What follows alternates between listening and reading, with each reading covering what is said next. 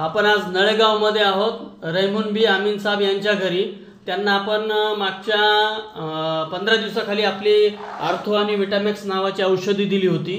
ती औषधी कोणती दिली होती ते आता आपण पाहूयात आणि त्यांना 15 दिवसात काय रिझल्ट आलेला आहे, त्रास काय काय होत होता आणि कशा प्रकारचा फरक झालेला आहे तो आपण त्यांच्याकडून जाणून घेऊन या।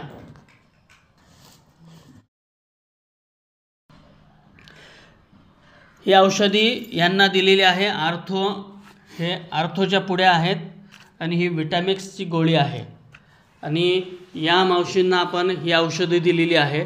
तर आता आपण त्यांच्याकडून जाणून घेऊया की कशा पद्धतीने त्यांना रिझल्ट आलेला आहे। नमस्कार मावशी। नमस्कार। तर तुम्हाला अगोदर त्रास काय काय होत होता तो परत एकदा सांगाल? गुडघ्याचा त्रास होता, लांबत नव्हता, गोळा होत नव्हता, असं जवळ होत नव्हतं, चलायला येत नव्हतं, आकडत होतं। हा हा हा। तर फरक किती दिवसात झाला तुम्हाला? हा 8 दिवसात झालं। 8 दिवसात झाला फरक। तर आता पाय तुम्ही जवळ लांब करून दाखवू शकता? हा जवळ घ्या। आता अशी माझ्यासारखी मांडी घाला। हा अजून मांडीला थोडासा प्रॉब्लेम येतोय, पण त्यांना पूर्वी हे थोडंही कशाही प्रकारची मांडी घालता येत नव्हती, ती आता त्यांना मांडी घालता येत आहे। तर दुसऱ्या लोकांना तुम्ही काय सांगाल, औषध कसं आहे आणि त्यांनी घ्यावं का कसं? आता ते सांगितलं तर मग ऐकणार, ते दुसरंच बोललंय तर बायान का सांगा त्याला।